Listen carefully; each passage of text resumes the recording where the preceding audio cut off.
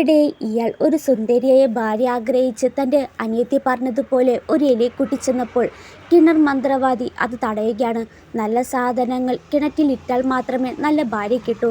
സത്യത്തിൽ ആ ഗ്രാമത്തിലെ ഒറ്റപ്പെട്ട കിടന്ന കിണറ്റിൽ ഒരു കന്നുകാലി കിണറ്റിലെറിഞ്ഞാൽ അടുത്ത നിമിഷം ഒരു സുന്ദരിയെ പുറത്തു കൊണ്ടുവരാം. അതിനാൽ ഗ്രാമത്തിലെ ഒട്ടുമിക്ക ആണുങ്ങളും വിവാഹിതരാണ്. പക്ഷേ കിണറ്റിൽ നിന്നുള്ള സ്ത്രീകൾക്കൊന്നും സംസാരിക്കാനേ കഴിയില്ല. തൻ്റെ കൂട്ടുകാരൻ എല്ലാവരുടെയും വിവാഹം കഴിഞ്ഞതിനാൽ അസൂയ മൂത്തവൻ ഉടനൊരു ഭാര്യയെ വിവാഹം കഴിക്കാനായി അവൻ്റെ വീട്ടിലെ ചെറിയ പന്നി എടുത്തുകൊണ്ടു പോകുന്നു. അപ്പോഴേക്കും അവൻ്റെ അച്ഛൻ വീട്ടിലെത്തി ഈ ഒരു കാര്യത്തിന് എതിർക്കുകയാണ്.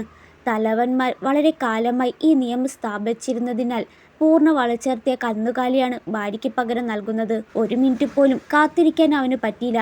പോകണമെന്ന് നിർബന്ധം പിടിക്കുമ്പോൾ അവൻ്റെ അച്ഛൻ കന്നുകാലികൾ ഒടിക്കുമെന്ന് ഭീഷണിപ്പെടുത്തി. അപ്പോഴാണ് അവൻ്റെ അനിയത്തി പിടിച്ച എലിയെ സഹോദരന് കൊടുത്ത് ഭാര്യയ്ക്ക് കൊണ്ടുവരാനായി പറഞ്ഞത്. പക്ഷെ അതിന് അവനൊട്ടു തന്നെ ഇഷ്ടമുണ്ടായില്ല. വിലയേറിയ ഒരു കന്നുകാലിയെ കൈമാറാൻ ആണ് ആഗ്രഹിച്ചത്. ഒന്നുമില്ലായ്മേനേക്കാൾ ഇതാണ് നല്ലതെന്ന് പറഞ്ഞ് പിന്നീട് ക്യാഷൊക്കെ ആകുമ്പോൾ നമുക്ക് വീണ്ടും ഒരു ഭാര്യയെ വാങ്ങാമെന്ന് കേട്ടതിനാൽ അവനും അനിയത്തിയും ആ കിണറിൻ്റെ അടുത്തേക്ക് പോയി. ആ എലിയെ കൊടുത്ത് തനിക്ക് സുന്ദരിയായ ഭാര്യ വേണമെന്ന് പറഞ്ഞ്. എന്നാൽ അവിടെയുണ്ടായ മന്ത്രവാദി അത് തടയുകയാണ്. നല്ല സാധനങ്ങൾ ഇട്ടാലാണ് നല്ല ഭാര്യ കിട്ടോ. വിലയേറിയ കന്നുകാലിയെ വാങ്ങാൻ തൻ്റെ കുടുംബത്തിന് കഴിവില്ല. കിണറ്റിൽ നിന്ന് കിട്ടുന്ന ഏത് സ്ത്രീയും താൻ സ്വീകരിക്കുമെന്ന് പറഞ്ഞു. ഇത് കണ്ട സഹോദരി സഹോദരന് വേണ്ടി അപേക്ഷിക്കാനായി മുട്ടുകുത്തി. എന്നാൽ കിണർ മന്ത്രവാദി അപ്പോഴും സമ്മതിക്കാണ്ടിരിക്കുകയാണ്.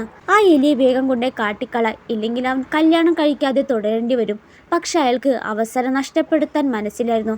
മന്ത്രവാദിയുടെ ശ്രദ്ധ മാറിയപ്പോഴേക്കും ആ എലിയെ വേഗം കിണറ്റിലിട്ടു. അയാൾക്ക് ഖേദിക്കേണ്ടി വരുമെന്നാണ് മന്ത്രവാദി മുന്നറിയിപ്പ് നൽകിയത്. എന്നാൽ അടുത്ത സെക്കൻഡിൽ വെളുത്ത മുടിയുള്ള ഒരു വൃദ്ധയാകും അവൻ്റെ ഭാര്യയായി കിണറ്റിൽ നിന്ന് കയറി വരുന്നത്. അത് കണ്ടവൻ ഭയന്ന് നിലവിളിച്ചു.